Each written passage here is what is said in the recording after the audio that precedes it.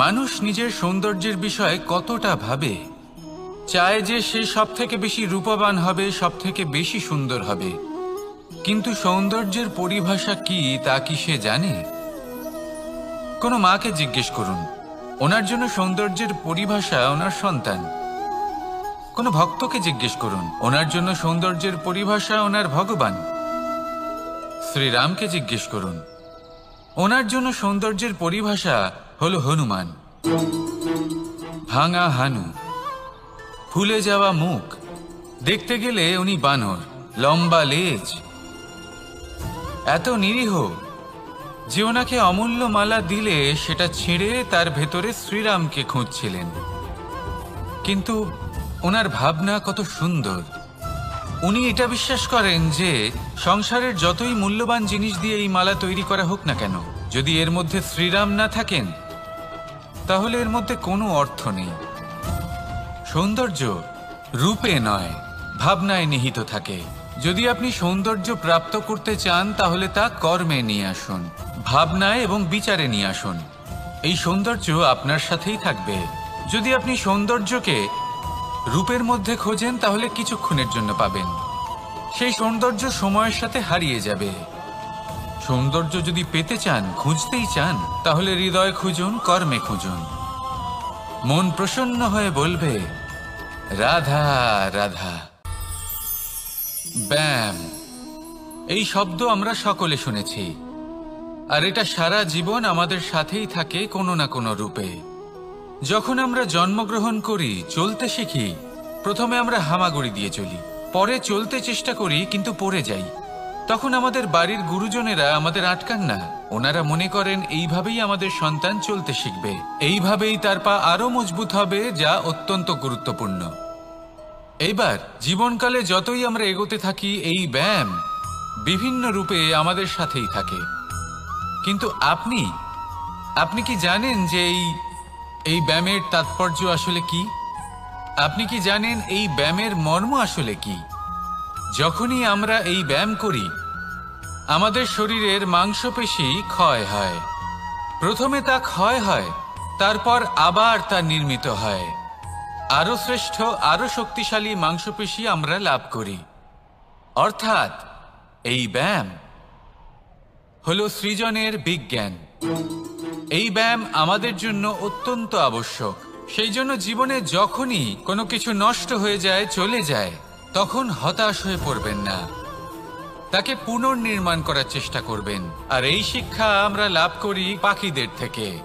যখনই বর্ষা হয়, ঝড় আসে, যখন পাখির বাসা ভেঙে চুরমার হয়ে যায়, তারা হার মেনে নেয় না। সে আবার অল্প অল্প করে সব খুঁজে একত্রিত করে আবার নিজের বাসা বানিয়ে তোলে, পুনরায় এক জীবনকে জন্ম দেয়, এক নতুন পরিবারকে জন্ম দেয়। তাই মনে রাখবেন, জীবনে এইভাবেই যদি আপনি নির্মাণ করতে চান, সৃজন করতে চান, তাহলে সেই নির্মাণের জন্য ভাঙনের অভিজ্ঞতা থাকা অত্যন্ত আবশ্যক। ভগ্ন বস্তুকেও সম্মান করা অত্যন্ত আবশ্যক।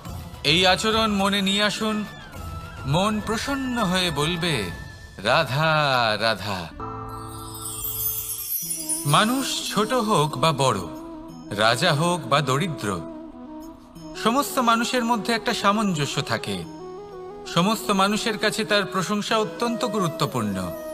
সে খুবই প্রসন্ন হয় যদি আপনি তার প্রশংসা করেন। কিন্তু আপনি যদি তাকে এটা বলেন যে এটা তোমার ভুল ছিল, তোমার কিছু খামতি ছিল, তখন সেটা সে মানতে রাজিই থাকে না।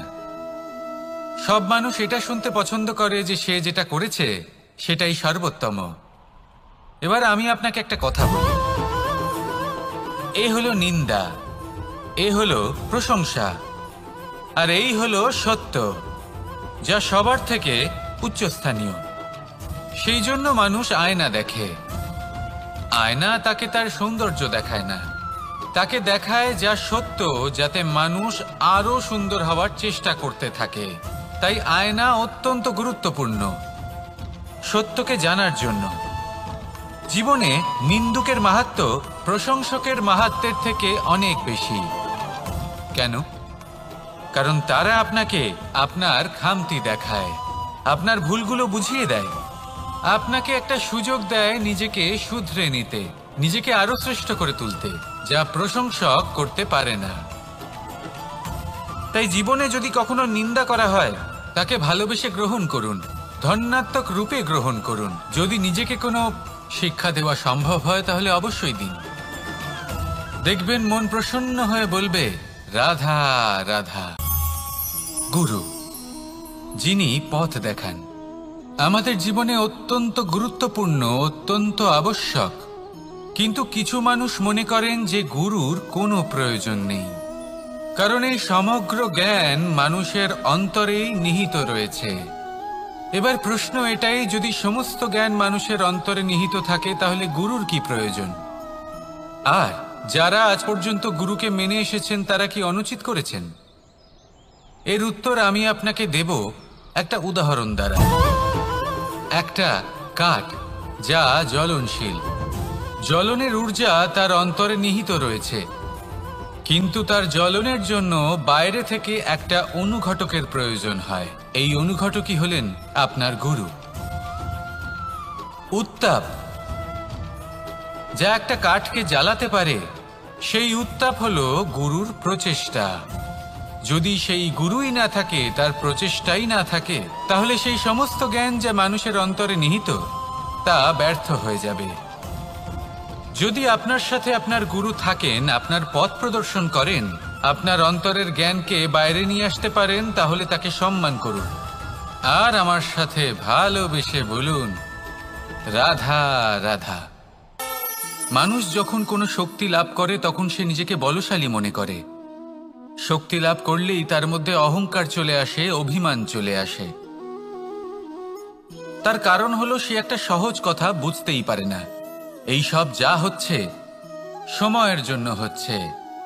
সময়ের থেকে বেশি বলশালী আর কেউ নেই।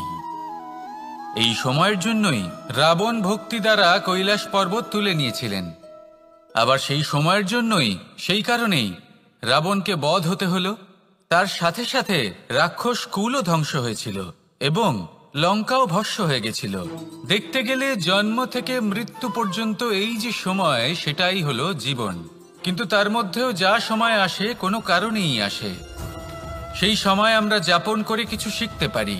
তাই আজ যে সময় আপনার হাতের কাছে আছে তাকে মুষ্টিবদ্ধ করে রাখুন, তাকে সামলে রাখুন, তাকে সংযত করে রাখুন, অনুভব করুন, তার থেকে কিছু শিখুন, তাকে কোনোভাবেই ব্যর্থ হতে দেবেন না।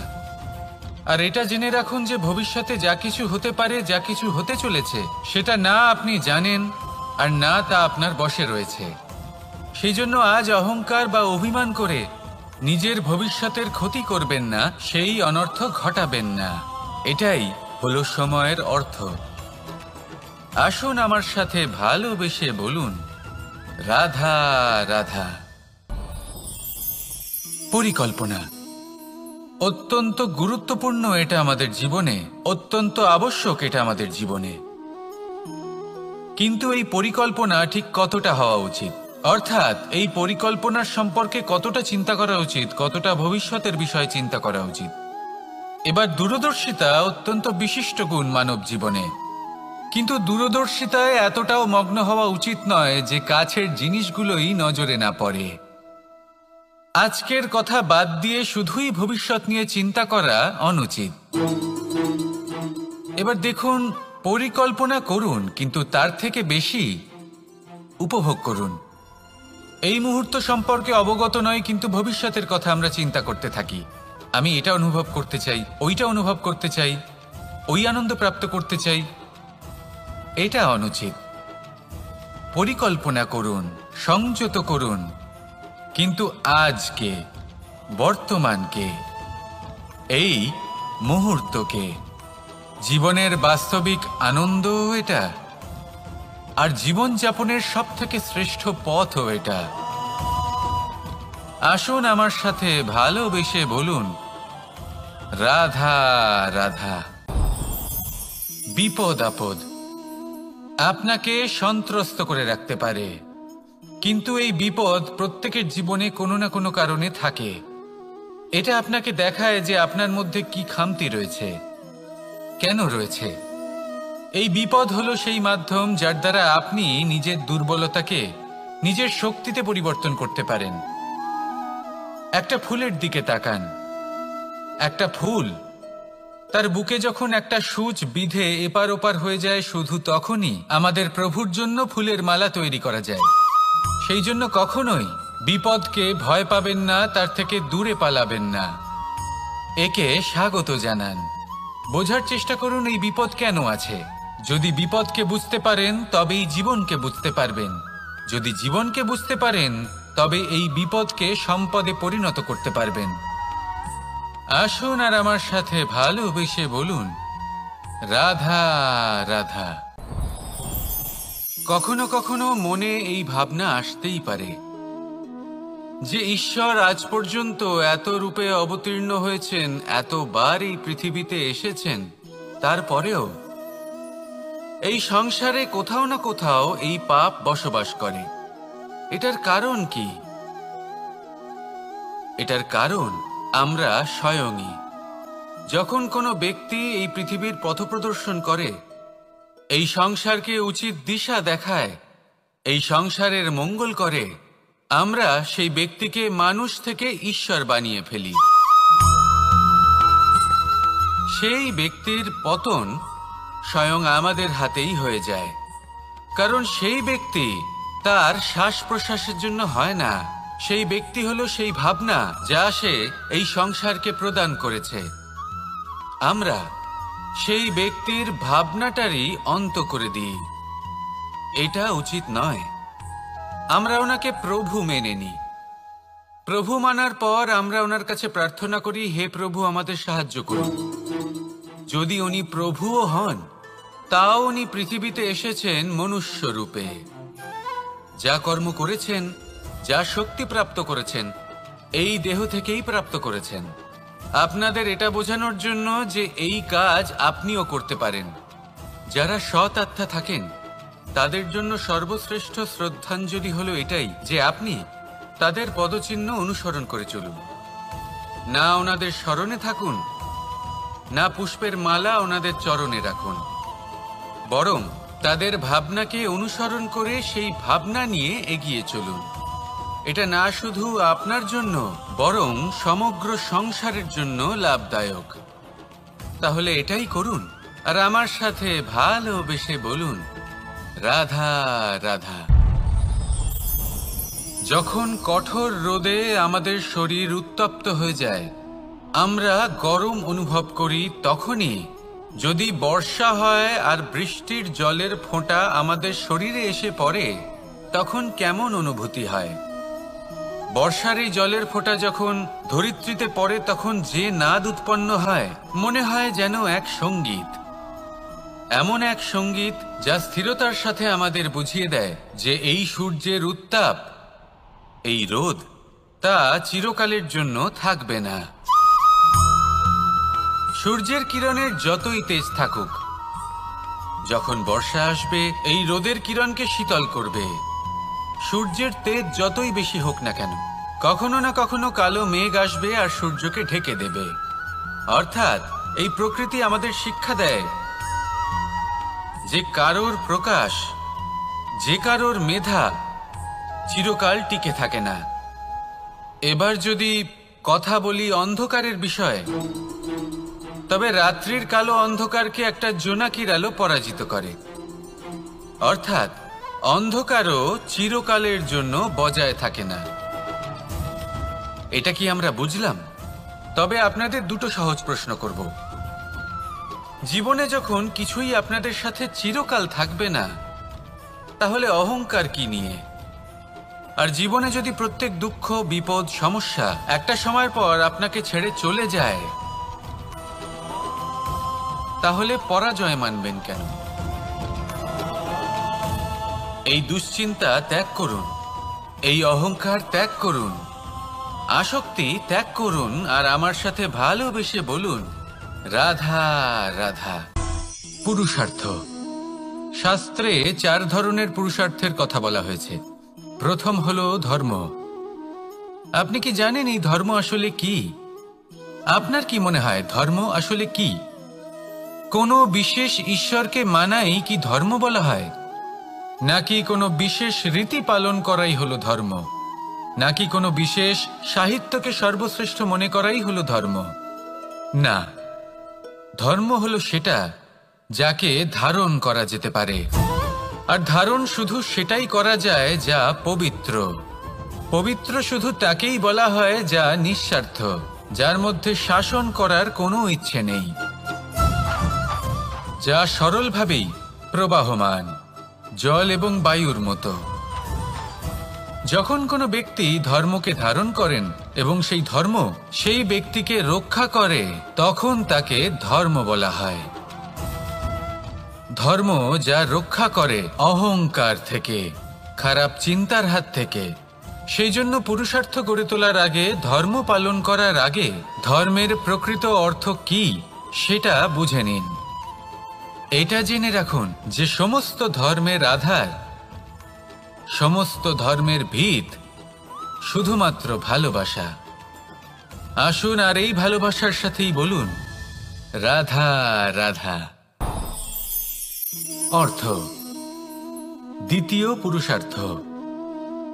এই অর্থ বলতে বেশিরভাগ মানুষই ধন মনে করেন, কিন্তু যদি অর্থের তাৎপর্য শুধুমাত্র ধন হয় তাহলে তা কিন্তু অত্যন্ত অনর্থকারী। তাহলে অর্থের অর্থ কি? অর্থ সেটাই যা আমাদের জীবনের জন্য প্রয়োজনীয়, যা আমাদের সুখ দান করে, শান্তি প্রদান করে, কারণ সেটাই সবথেকে মূল্যবান। মাতা পিতা, বন্ধু, আত্মীয় স্বজন, গুণ, পুণ্য, জ্ঞান, এই সব কিছু মিলে অর্থ তৈরি হয়। আর সঠিকভাবে বলতে গেলে এটাই কিন্তু জীবনের আসল অর্থ। তাহলে আসুন আমার সাথে ভালোবেসে বলুন রাধা রাধা। মানুষের মানসিকতা এমন হয় যে সে যতটা করে আশা করে যে তার থেকে অনেক বেশি তার বদলে সে পাবে। দেখুন, সবকিছুই আপনার ভাবনা চিন্তার উপর নির্ভর করছে। আপনি যদি ফলের বিষয়ে ভেবে কর্ম করতে থাকেন তাহলে সেটা অনুচিত। জীবনের আসল আনন্দ হলো নিজের কর্ম করতে থাকা, ফলের চিন্তা করা উচিত নয়। যদি আপনি এরকম ভাবেন যে আমি এতটা করছি, আমার এতটা পাওয়া উচিত, সেই ভাবনা অনুচিত।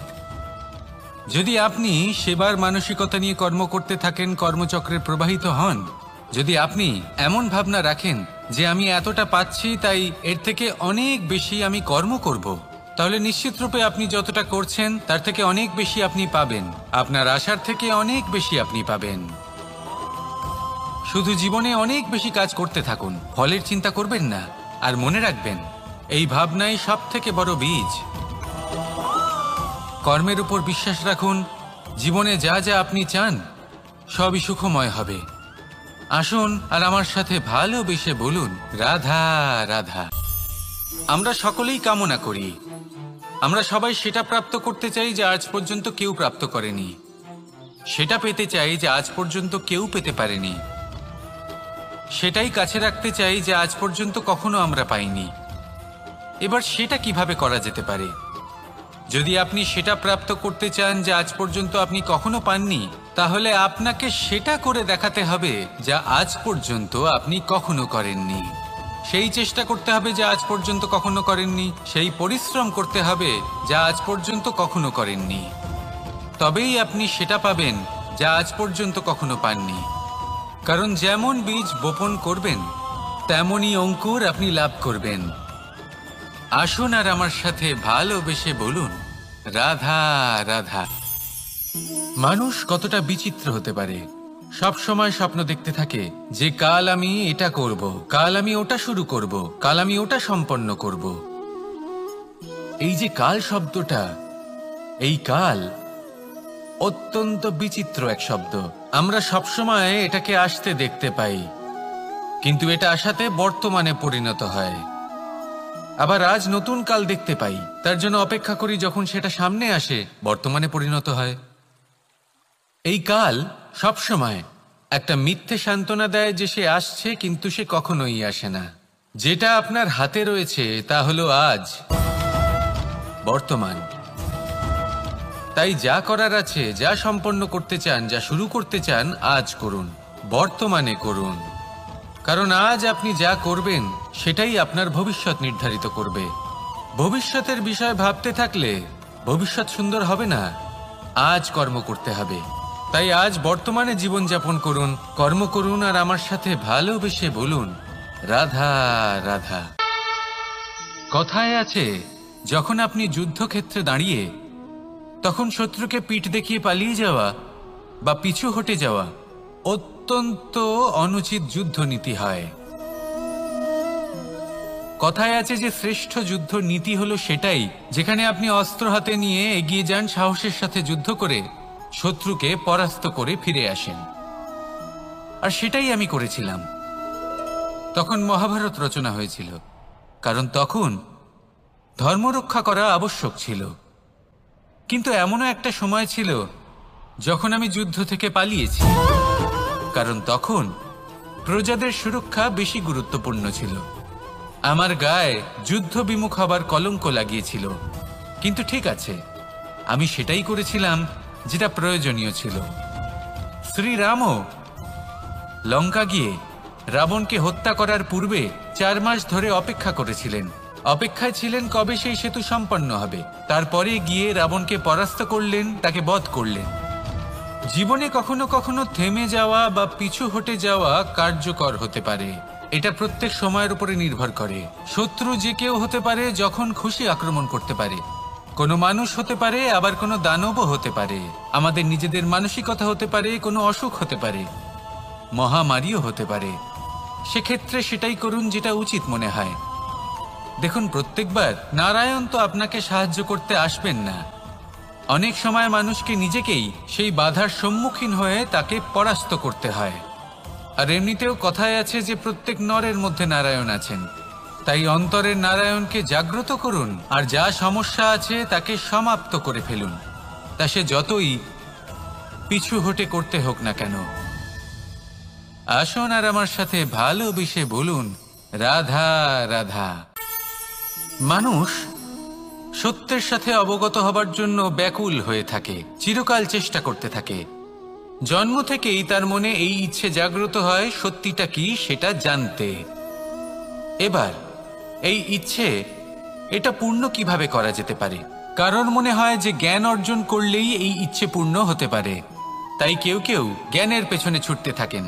কেউ এটা ভাবেন যে এই ইচ্ছে পূর্ণ করা যেতে পারে ধন আর শক্তির দ্বারা, তাই তারা ধন আর শক্তি প্রাপ্ত করতে চান। কেউ আবার ভাবেন যে অন্তরের মন্থন দ্বারা এটা সম্ভব হতে পারে। এবার এটাও সত্যি যে মন্থন করলে অমৃত লাভও সম্ভব হতে পারে, কিন্তু তার জন্য এই মন্থন করার জন্য একটা উচিত দিকে অগ্রসর হওয়া প্রয়োজনীয়। উচিত সংযমের দ্বারা সামনে এগোতে হবে, আর কোনো আশা না করে সামনে এগিয়ে যেতে হবে, তবেই এটা সম্ভব হতে পারে। একটা বাদ্যযন্ত্রের কথা ভেবে দেখা যাক। তার থেকে সুর তখনই নির্গত হয় যখন তার তারগুলি ঠিক করে বাঁধা হয়। যদি বেশি বেঁধে ফেলা হয় তাহলে তার ছিঁড়ে যেতে পারে, আর যদি ঢিলে থেকে যায় তাহলে তার থেকে উচিত সুর নির্গত হবে না। একটা অত্যন্ত গুরুত্বপূর্ণ কথা মনে রাখবেন, সত্যকে লাভ করার প্রাথমিক আধার হল অনুশাসন। জীবনে এই অনুশাসন আনুন, সত্য আপনা আপনি আপনার কাছে চলে আসবে, আর এই মন প্রসন্ন হয়ে বলবে, রাধা রাধা। আকাঙ্ক্ষা কখন লোভে পরিণত হয়ে যায় তা কেউ বলতে পারে না। এবার তার পরিণাম কি হতে পারে তাও আমরা কেউ জানি না।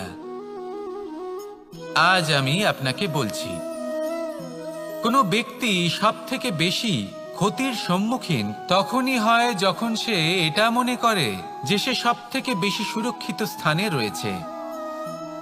সে ভাবে যে সে সেখানে সুরক্ষিত রয়েছে। সে তখন অসাবধান হয়ে পড়ে, আর তখনই তাকে জীবনের সবথেকে বড় ক্ষতির সম্মুখীন হতে হয়। নিঃস্ব হয়ে যাওয়ার পরিস্থিতি কোনো মানুষের জীবনে তখনই আসে যখন তার কাছে প্রচুর সম্পত্তি থাকে এবং সে তার থেকেও অনেক বেশি সম্পত্তি অর্জন করতে চায়। সেই অনেক বেশি সম্পত্তি অর্জন করার চেষ্টায় সে এমন কিছু করে বসে যার ফলে তাকে সমস্ত সম্পত্তি হারাতে হতে পারে। একজন রচনাকার নিজেই নিজের প্রতিভা একদম শেষ করে দিতে পারে যখন সে অনেকগুলো কাজ নিজের কাঁধে নিয়ে নেয়। একটা গুরুত্বপূর্ণ কথা সবসময় মনে রাখবেন, আজ আপনি যেখানেই থাকুন না কেন, যেমনই যে কোনো স্থানেই থাকুন না কেন, এর পেছনে আপনার আকাঙ্ক্ষার একটা বিশাল ভূমিকা রয়েছে। কিন্তু মনে রাখবেন, আপনাকে শিখতে হবে যে কখন আর কিভাবে নিজের উচ্চাকাঙ্ক্ষাগুলিকে লাগাম পরাতে হবে, কারণ এটা অত্যন্ত আবশ্যক। তাই আসুন আর আমার সাথে ভালোবেসে বলুন, রাধা রাধা। সংসারের বিভিন্ন ক্ষেত্রে আপনি অনেক কিছুই দেখতে পাবেন, যে কোনো খেলা, কোনো নাটক দেখতে পাবেন, কেউ কোনো খেলা খেলছে তা দেখতে পাবেন, আর দর্শকগণ এই দেখে অত্যন্ত আনন্দ লাভ করেন, হাততালি দিতে থাকেন, প্রশংসা করতে থাকেন, নিজের অন্তরের উৎসাহ প্রকাশ করতে থাকেন। কি দেখে করেন? সেই সমস্ত খেলোয়াড়দের দেখে করেন যারা এই খেলাটা খেলছে, তাই না? কিন্তু অনেক সময় সেই খেলোয়াড়রা সেই খেলার আনন্দ উপভোগ করতে পারেন না, কারণ ওনারা চাপা পড়ে যান তাদের কামনার চাপে। জয় লাভ করার কামনা, প্রথম স্থান লাভ করার ইচ্ছে, প্রতিযোগিতায় সব থেকে এগিয়ে থাকার ইচ্ছে তাদেরকে এই খেলা উপভোগ করতেই দেয় না। সেই জন্য কখনো কখনো এই খেলোয়াড়দের থেকে অনেক বেশি আনন্দ উপভোগ করেন দর্শকগণ, যেখানে এই খেলাটা কিন্তু খেলছেন খেলোয়াড়রাই। আমি এটা বলছি না যে এই ইচ্ছে, এই আকাঙ্ক্ষা অনুচিত না, কিন্তু তার সাথে সেই খেলা, সেই কর্মের আনন্দ উপভোগ করাও অত্যন্ত গুরুত্বপূর্ণ। তাই সেটা উপভোগ করুন। যে উৎসাহ আপনি উপভোগ করছেন তা যাপন করা অত্যন্ত গুরুত্বপূর্ণ। দেখুন, সত্যি বলতে এটা কিন্তু আপনার অধিকারও বটে। আপনি যে কর্ম করছেন তার ফল তো আপনি অবশ্যই পাবেন। সেটা যখন আপনি পাচ্ছেন তখন আপনার তা উপভোগ করা উচিত। সেটাই করুন। জীবনে সফলতা এবং অসফলতা এরা আসা যাওয়া করতে থাকে। যখন সাফল্য আসবে তখন তা উপভোগ করুন, যখন অসফলতা আসবে তখন তার থেকে শিক্ষা লাভ করুন। সাফল্য আপনার কাছে আবার ফিরে আসবে। আর এই মন, আপনি তো জানেন, এই মন প্রসন্ন হয়ে বলবে, রাধা রাধা। ভোজন, এই সংসারে যেই হোক না কেন, কোনো মানুষ হোক, কোনো প্রাণী হোক, কোনো কীট হোক বা কোনো বনস্পতি হোক, প্রত্যেকের জন্য ভোজন অতি আবশ্যক। কারণ ভোজন থেকেই শক্তি পাওয়া যায়, আর সেই শক্তি দিয়েই সংসারের, আমাদের জীবনের সমস্ত কার্য করা যায়। এবার এমন এক ধরনের শক্তি হয় যা শীতের ঋতুতে সূর্য থেকে আমরা পেয়ে থাকি, আর আরেক ধরনের উত্তাপ হয় যা দিয়ে ভোজন রান্না করা হয়, সুস্বাদু নানান ধরনের ভোজন। এবার অত্যন্ত গুরুত্বপূর্ণ হলো যে ব্যক্তি সেই ভোজন বানাচ্ছেন তার মানসিক পরিস্থিতি, এবং সেই ব্যক্তি যিনি ভোজন গ্রহণ করছেন তার মানসিক অবস্থা। যখনই আপনি ভোজন বানাচ্ছেন তখন ভালোবাসার সাথে কাজটা করুন, ধন্যাত্মক ভাব নিয়ে, সৎ ভাবনার সাথে। কারণ আপনার এই মানসিক স্থিতি শক্তির আকারে সেই খাদ্যের সাথে মিলেমিশে যায়। আর যখনই আপনি ভোজন গ্রহণ করছেন তখন সদ্ভাবনার সাথে, প্রসন্নতার সাথে গ্রহণ করুন, ধন্যাত্মক ভাব নিয়ে। যদি আপনি প্রসন্নতার সাথে রান্না করেন, প্রসন্নতার সাথে খাদ্য গ্রহণ করেন, তাহলে আপনি প্রসন্নই থাকবেন, আর মন সুপ্রসন্ন হয়েই বলবে, রাধা রাধা। কখনো কোনো চাতক পাখিকে দেখেছেন?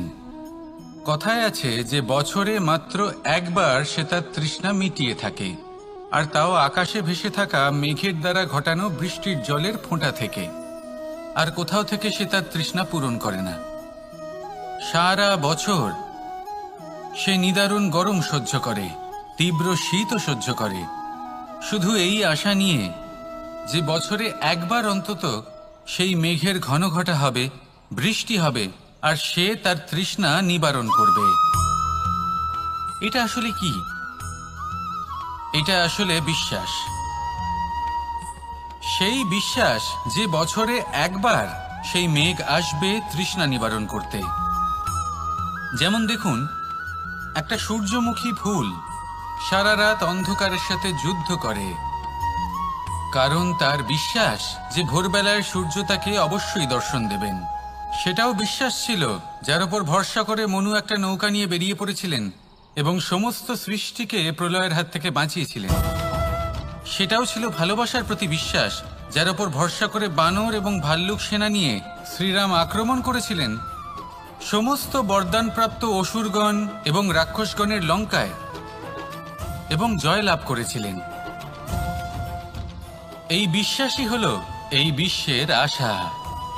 বিশ্বাস রাখুন যে আপনি হলেন সর্বশ্রেষ্ঠ এবং শুধুই নিজের কর্ম করতে থাকুন।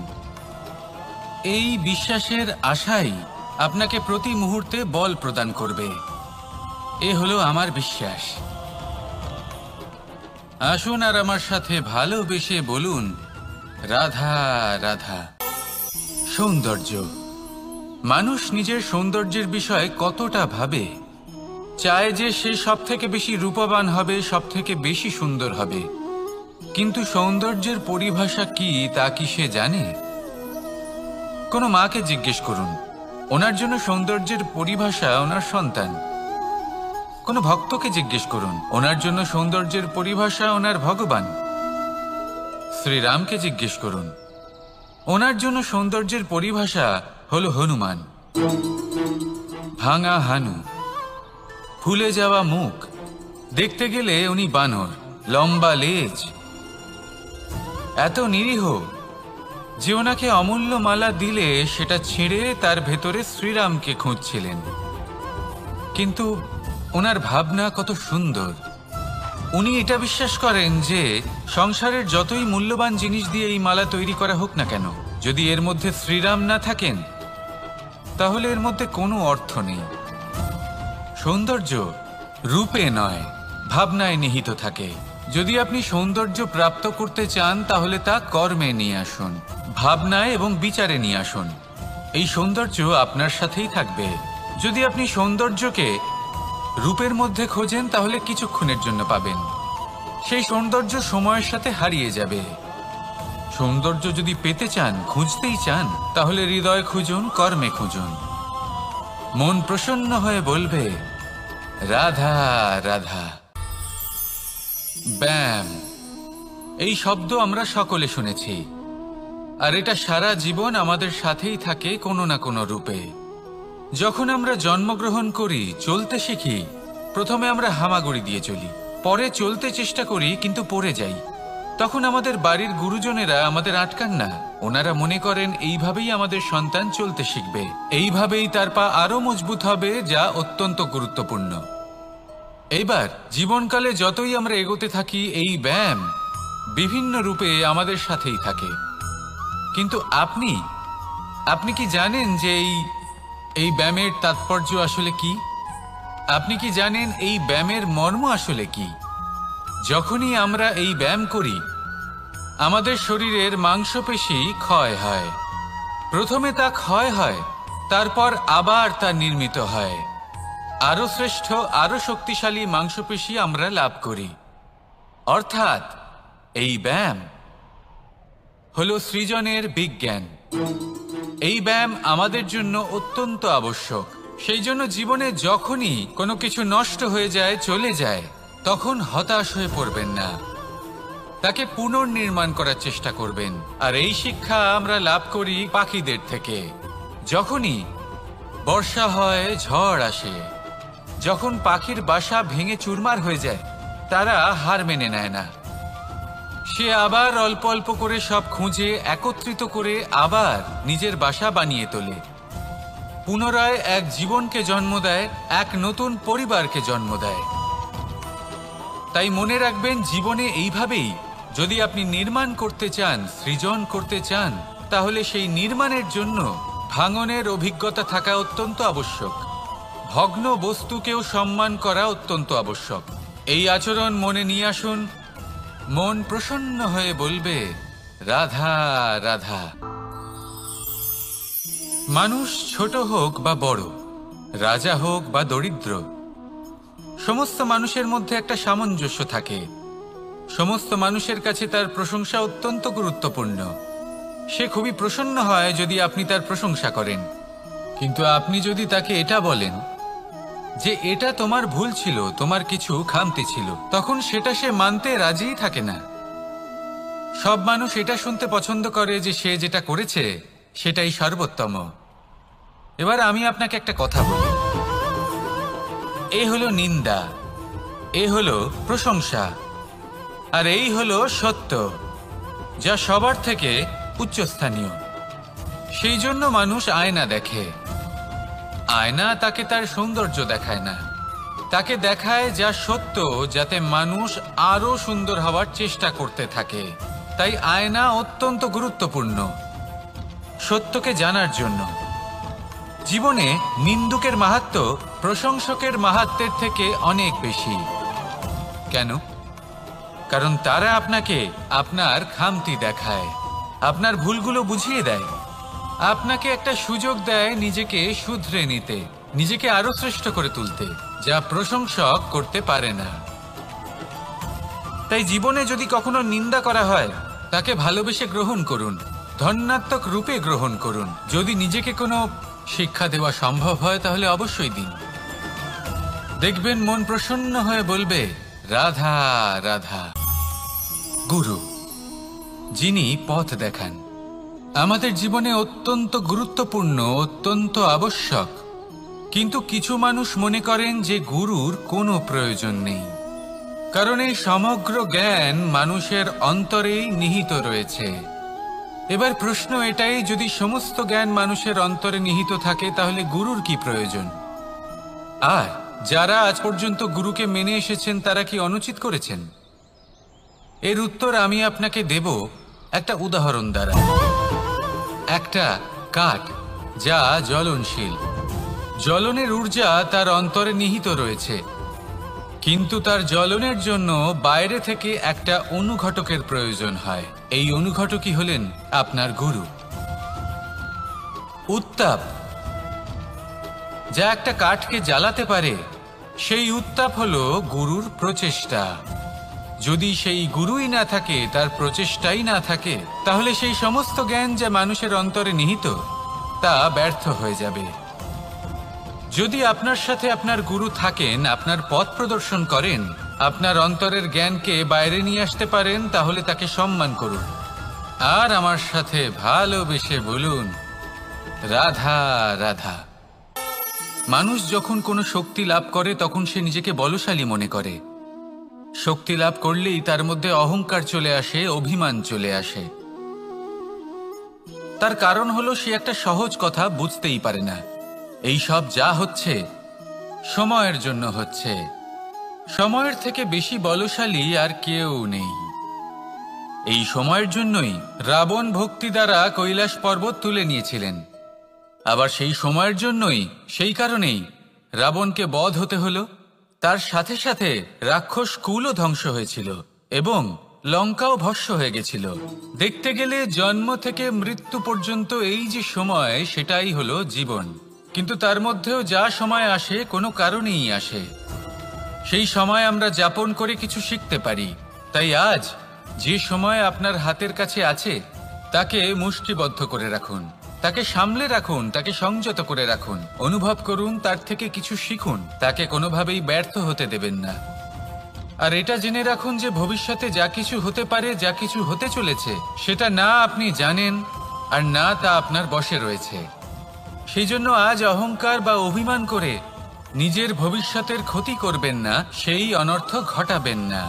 এটাই হলো সময়ের অর্থ। আসুন আমার সাথে ভালোবেসে বলুন, রাধা রাধা। পরিকল্পনা অত্যন্ত গুরুত্বপূর্ণ, এটা আমাদের জীবনে অত্যন্ত আবশ্যক, এটা আমাদের জীবনে। কিন্তু এই পরিকল্পনা ঠিক কতটা হওয়া উচিত, অর্থাৎ এই পরিকল্পনার সম্পর্কে কতটা চিন্তা করা উচিত, কতটা ভবিষ্যতের বিষয়ে চিন্তা করা উচিত। এবার দূরদর্শিতা অত্যন্ত বিশিষ্ট গুণ মানব জীবনে, কিন্তু দূরদর্শিতায় এতটাও মগ্ন হওয়া উচিত নয় যে কাছের জিনিসগুলোই নজরে না পড়ে। আজকের কথা বাদ দিয়ে শুধুই ভবিষ্যৎ নিয়ে চিন্তা করা অনুচিত। এবার দেখুন, পরিকল্পনা করুন, কিন্তু তার থেকে বেশি উপভোগ করুন। এই মুহূর্ত সম্পর্কে অবগত নয়, কিন্তু ভবিষ্যতের কথা আমরা চিন্তা করতে থাকি। আমি এটা অনুভব করতে চাই, ওইটা অনুভব করতে চাই, ওই আনন্দ প্রাপ্ত করতে চাই। এটা অনুচিত। পরিকল্পনা করুন, সংযত করুন, কিন্তু আজকে, বর্তমানকে, এই মুহূর্তকে, জীবনের বাস্তবিক আনন্দ এটা, আর জীবনযাপনের সবথেকে শ্রেষ্ঠ পথও এটা।